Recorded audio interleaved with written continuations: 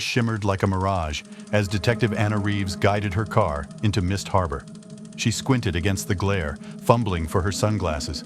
Strange. The forecast had called for overcast skies. As she passed the town limit sign, a wave of vertigo washed over her. The steering wheel seemed to shrink beneath her fingers, the car suddenly too small. Anna blinked hard, shaking her head. Just road fatigue, she told herself. Nothing more. Mist Harbor materialized around her in unsettling clarity. Victorian houses loomed larger than life, their gingerbread trim etched so sharply it hurt to look at. Anna could count every shingle on their roofs, even those blocks away. The effect was like peering through binoculars with the focus set wrong. Everything too close, too vivid. She pulled up to Rosie's Diner, deciding a cup of coffee might clear her head. As she approached the storefront, she could have sworn the paint changed from blue to green. Anna paused, blinking. No, it had always been green, hadn't it? Inside, the diner hummed with lunchtime chatter. Anna slid onto a stool at the counter, ordering a black coffee from a waitress whose name tag seemed to flicker between Rosie and Rose every time Anna glanced at it. "New in town?" the waitress asked, her voice oddly melodic. Anna nodded, sipping her coffee. It tasted faintly of copper. "I'm here about the disappearances." The diner fell silent. Anna felt the weight of a dozen stares on her back. When she turned to look, everyone was engaged in animated conversation, as if they'd never stopped. "Nasty business, that," the waitress said, her tone unchanged. 3 in a year. Never had anything like it before." She paused, eyes unfocusing slightly. "Or maybe we did, come to think of it. Back in '85, or was it '58? A chill crept up Anna's spine. "Right," she said, draining her cup. The coffee settled in her stomach like lead. "The police station? 2 blocks down, can't miss it," the waitress smiled. As Anna stood to leave, she added, "Oh, and detective, watch yourself in Mist Harbor. Place has a way of getting into your head." Anna frowned at her watch as she approached the police station. Surely more than an hour hadn't passed since she'd entered the diner. The walk had taken 5 minutes, 10 at most. The station was a squat brick building that seemed to warp at the edges of her vision. As she reached for the door handle, a wave of disorientation hit her. Suddenly, she was standing at the front desk, with no memory of entering the building. "You must be Detective Reeves." Anna started at the voice. A lanky officer with a name tag reading Campbell regarded her with a lazy smile that didn't reach his eyes. "That's right," Anna managed, fighting to keep her voice steady. "Hear about the disappearances." Campbell's smile tightened. "Of course. Follow me." He led her to a cluttered office, files stacked haphazardly on every surface. As Campbell rummaged through a cabinet, Anna's eyes were drawn to a photo on the wall. It showed a younger Campbell standing next to an identical man. Twins? "Here we are," Campbell said, dropping a stack of files on the desk. "Everything we have on Tom Brannigan, Emily Chen, and Michael Sorensen." Anna flipped open the top file. "They all went missing on the 15th, she murmured. "Different months, but always the 15th. Campbell nodded. "Noticed that too. Weird coincidence." "Maybe not a coincidence," Anna mused. She looked up at Campbell. "Any connection between the victims?" The officer shrugged. "Not much. Different ages, occupations. Tom was a regular at the library. Emily worked at the cafe down the street. Michael was new in town, like yourself." Anna's brow furrowed. "The library keeps coming up. I'd like to interview Sarah Caldwell." Campbell's eyes widened almost imperceptibly. "The librarian? Bit odd, that one. Always going on about seeing herself around town." He chuckled, but the sound was hollow. "Imagine that, huh? Seeing yourself out and about." As Anna gathered the files, her gaze drifted back to the photo. She blinked in surprise. Now it showed only the younger Campbell, alone. She shook her head, blaming her confusion on the long day. "One more thing," she said, turning back to Campbell. "Is there a hotel in town you'd recommend?" Campbell's brow furrowed. "Hotel? But detective, didn't you check in this morning?" Anna opened her mouth to protest, then stopped. A memory surfaced, wheeling a suitcase into a quaint Victorian building, signing a guest book. But that couldn't be right. She'd only just arrived, hadn't she? Of course, she said weakly. Long day. I'll head to the library now. As she left the station, Anna couldn't shake the feeling that the town was watching her. The two bright suns seemed to flicker, like a faulty fluorescent bulb. She checked her watch. 5:23 p.m. Impossible. She'd only been in the station for an hour at most. Anna blinked, disoriented. She was standing in the library parking lot, files tucked under her arm. Hadn't she just left the police station? She shook her head, trying to clear it. The sun hung low on the horizon, though her watch now read 10:17 a.m. The library hulked before her, a grand old building of red brick and arched windows. As Anna approached, she could have sworn the structure rippled, like heat waves off hot asphalt. She reached for the door, its brass handle warm despite the cool air. Inside, the scent of old books mingled with something metallic and vaguely medicinal. Anna's eyes struggled to adjust to the dimness after the bright sun outside. Bookshelves stretched impossibly high, their tops lost in shadow. "Can I help you?" Anna turned toward the voice. Behind the circulation desk stood a woman about her own age, petite with a mass of curly red hair. Her name tag read Sarah Caldwell in neat block letters. "Sarah Caldwell? I'm Detective Anna Reeves. I was hoping we could talk." Sarah's green eyes widened, a flicker of something passing across her face. Fear? Recognition? "Of course, Detective," Sarah said, her voice oddly inflected, as if she were trying out the words for the first time. "I've been expecting you, or will I be expecting you?" She frowned, shaking her head. "I'm sorry. I haven't been sleeping well. Please, come to my office." As Anna followed Sarah through the stacks, she couldn't shake the feeling that the bookshelves were leaning in, watching their passage. She reached out to steady herself against one, and for a heart-stopping moment, felt it give beneath her touch like flesh. A book tumbled from a nearby shelf, landing open at Anna's feet. She stooped to pick it up, her eyes catching on a passage.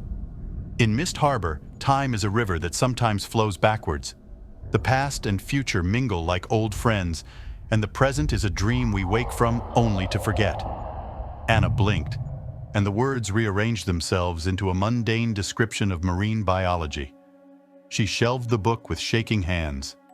Sarah's office was a cluttered space, books piled haphazardly on every surface. Anna's eyes were drawn to a large mirror on the wall, its surface rippling like disturbed water. "Something to drink, Detective?" Sarah asked, gesturing to a chair. "I'm afraid all I have is water." "Water's fine," Anna said, lowering herself into the offered seat. It felt too small, forcing her to perch awkwardly. Sarah poured 2 glasses from a pitcher on her desk. As she handed one to Anna, their fingers brushed. A jolt passed between them, and for a moment, Anna could have sworn she was looking at herself, sitting in the visitor's chair. She blinked, and Sarah was Sarah again, settling behind her desk with a nervous smile. "Now," Sarah said, her voice suddenly deep and resonant, utterly unlike her earlier tones. "What would you like to know about the disappearances, Detective?" Anna took a sip of water, buying time to collect her thoughts. The liquid felt oddly thick on her tongue, leaving a metallic aftertaste. "Let's start with your connection to the missing persons," Anna said, forcing her voice to remain steady. "You knew all 3 of them, correct?" Sarah nodded, her movements jerky, almost marionette-like. "Yes, I think so.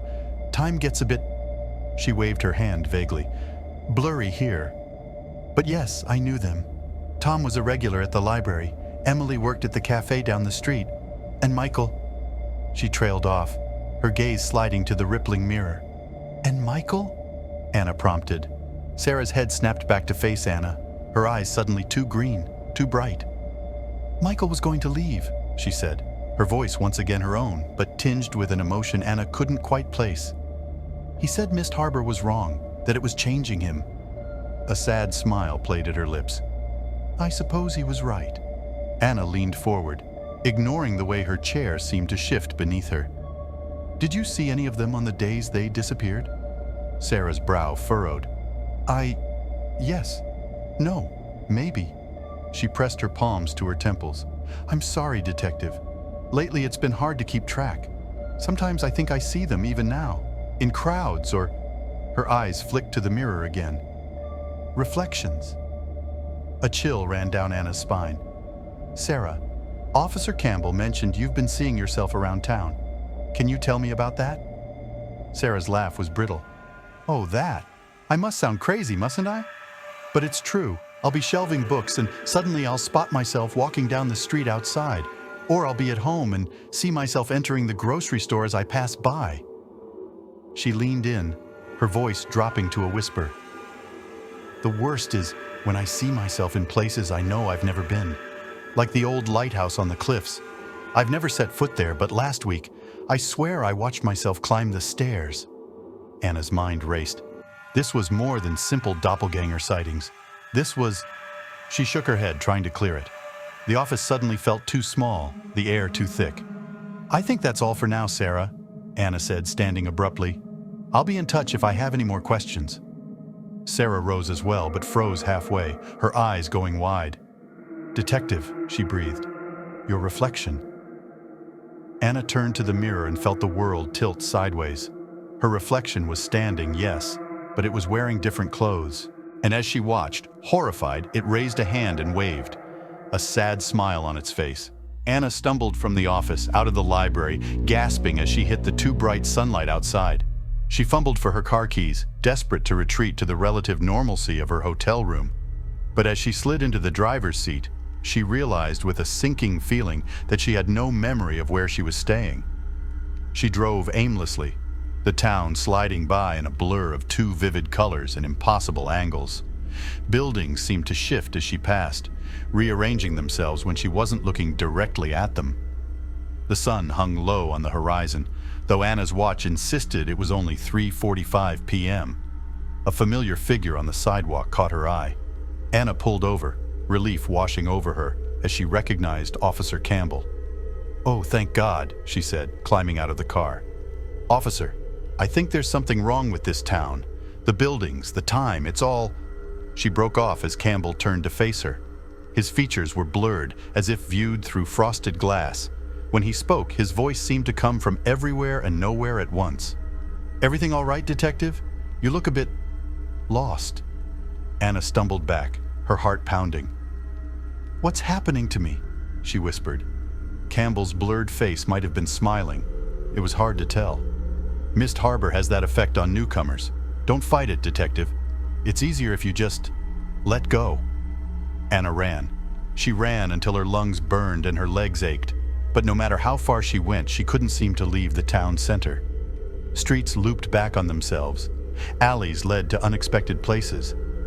And everywhere she went, she caught glimpses of herself, browsing in a shop window, chatting with a stranger, entering buildings she'd never seen before. Eventually, she found herself at the outskirts of town, parked at the base of a winding cliff road. At the top, silhouetted against the unnaturally orange sky, stood the lighthouse Sarah had mentioned. Almost against her will, Anna began to climb. The lighthouse interior was cool and dark, a blessed relief from the harsh light outside. Anna climbed the spiral staircase, her footsteps echoing strangely. It felt like hours passed, though her watch had stopped moving entirely. As she climbed, memories washed over her, memories of lives she'd never lived. She was a shopkeeper, growing old behind the counter of a dusty antique store. She was a fisherman's wife, scanning the horizon each evening for her husband's return. She was a child, skipping rope on a sidewalk that rippled like water beneath her feet. She emerged onto the observation deck, the wind whipping her hair. The sun was setting now, the sky a riot of colors that couldn't possibly be natural. Anna approached the railing, looking out over Mist Harbor. From this vantage point, she could see the town for what it truly was. Streets twisted and turned back on themselves in impossible ways. Houses grew and shrunk as she watched. And everywhere, people moved about their business, oblivious to the wrongness surrounding them. "Beautiful, isn't it?" Anna whirled around. Sarah stood behind her, but not the Sarah she had met in the library. This Sarah was older, her red hair streaked with gray, lines etched deeply around her eyes and mouth. "What is this place?" Anna asked, her voice barely a whisper. "What's happening to me?" Sarah's smile was gentle, almost motherly. "Mist Harbor is special, detective. It exists in the in-between spaces, the cracks in reality, and sometimes it needs new blood to survive." "The disappearances," Anna breathed. You We, Sarah corrected. We are the town, Anna. Every person here is Mist Harbor, and Mist Harbor is us. Those who disappeared, they simply merged back into the whole? Anna's mind reeled. But I'm not from here. Are you sure? Sarah asked, stepping closer. Think hard, Anna. What's your earliest memory of life before Mist Harbor? Anna opened her mouth to respond, then froze. She couldn't remember. Every memory she reached for slipped away like smoke. You've always been here, Anna, Sarah said softly. Just like I have. We are the town's anchors, its constants. But even we need to be renewed sometimes. As if in a dream, Anna turned back to the town. She could see it now. See herself walking the streets, browsing in shops, living 1,000 different lives simultaneously. What happens now? She asked, though she already knew the answer. Sarah's hand on her shoulder was warm, comforting. Now we let go, Anna. We let the town take us back into itself. And then we begin again. Anna nodded, a sense of peace washing over her.